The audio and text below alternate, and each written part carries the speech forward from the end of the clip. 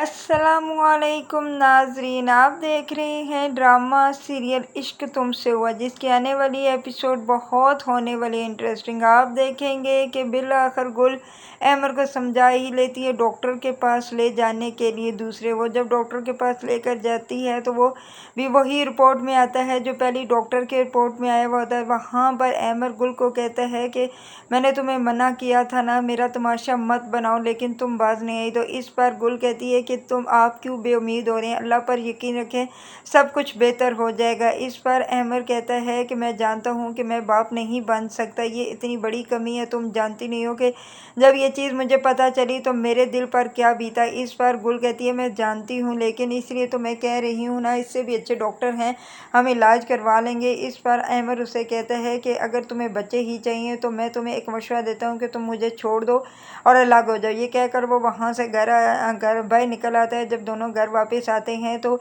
गुल उसका मूड देखती है। जब अहमद का मूड सही होता है तो वो उसके पास जाती है और उसे कहती है कि अहमद देखे, मैं आपकी भलाई के लिए कह रही हूँ, आप खाला जान के इकलौते बेटे हैं और खाला जान की भी तो ख्वाहिश है कि आपके बच्चे देखें, इसीलिए तो मैं कह रही हूँ कि आप ये खाला जान की ख्वाहिश पूरी करें, आप दूसरी शादी कर लें। इस पर अमर कहता है कि तुम पागल तो नहीं हो गई हो, मैं कि शादी क्यों करूं जबकि तुम मेरे पास हो, और तो एक ही बात ये भी जानो कि मेज में कमी है तुम में नहीं, तो तुम ऐसी बातें मत करो। इस पर वो कहती है कि ऐसी बात ना करें। वो कहता है कि क्यों नहीं ऐसी बात करो, ये एक ना एक दिन तो सबको पता चल ही जानी है, और अम्मा से हम कब तक ये चीज़ छुपाएंगे। इस पर गुल कहती है कि बस करें, इतना बड़ा उन्हें दुख मत दें, ये अगर ये बात वो सुनेंगी तो जीते जी वो मर जाएंगी, क्योंकि उनकी ख्वाहिश सब अधूरी रह जाएगी। इस पर वो कहता है कि तो ये तो अल्लाह की मर्ज़ी है, मैं क्या कर सकता हूँ। आप देखेंगे कि दूसरे दिन सुबह जब बुशरा बेगम लोन में बैठी हुई होती है तो वो गुल और अमर को भी लोन में बुला लेती है और कहती है कि गुल और अमर, मैंने तुमसे एक बात कही हुई थी, मुझे सिर्फ तुम्हारे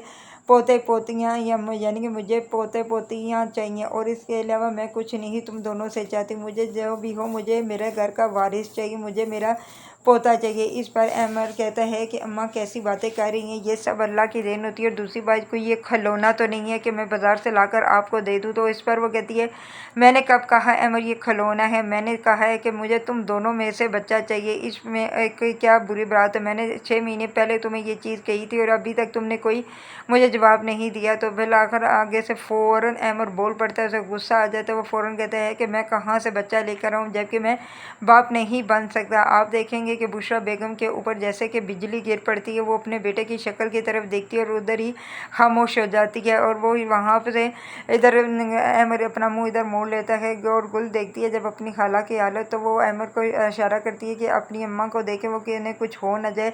जब अपनी माँ की तरफ देखता है तो अमर कहता है कि अम्मा मैं सच कह रहा हूँ, मैं क्या कर सकता हूँ, ये तो सब अल्लाह के काम होते हैं।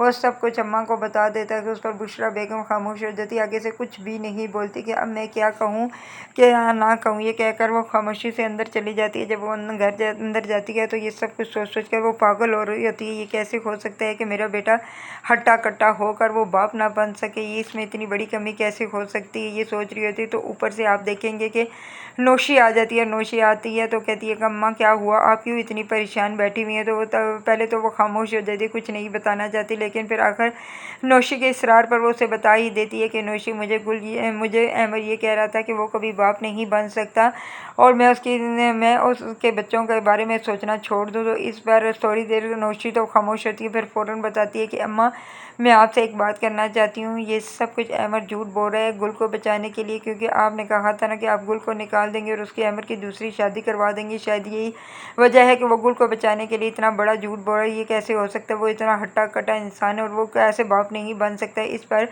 बुशरा बेगम कहती है कि नौशी मैं भी तो यही कह रही हूँ कि वो बिल्कुल सेहतमंद है, वो कैसे बाप नहीं बन सकता। वो मैं आज से तुम ठीक कह रही हो कि वो झूठ ही बोल रहा है, वो सिर्फ गुल को बचाने के लिए ये सब कुछ कर रहा है। इधर आप देखेंगे कि नफीस रईस के पास आता है और कहता है कि मैं तुम्हें कह रहा हूँ कि तुम पैसे मत खर्च करो, क्योंकि उसकी तो बेल होनी ही नहीं है नुमान की, तुम तो वैसे ही सारा पैसा पानी की तरह बहा रहे हो। जब ये वो बात करता है तो वहाँ पर आप देखेंगे कि वहाँ सुरिया बेगम आ जाती है, और सुरिया जब अपने भाई नफीस की बात सुनती है तो कहती है कि भाई आप महमूस बातें मत करें, आप खामोश ही रहें। आप क्यों रईस भाई को कह रही हैं कि वो मेरी मियाँ की बेल ना करवाए, क्यों नहीं उनकी बेल होगी, उन्होंने क्या किया है।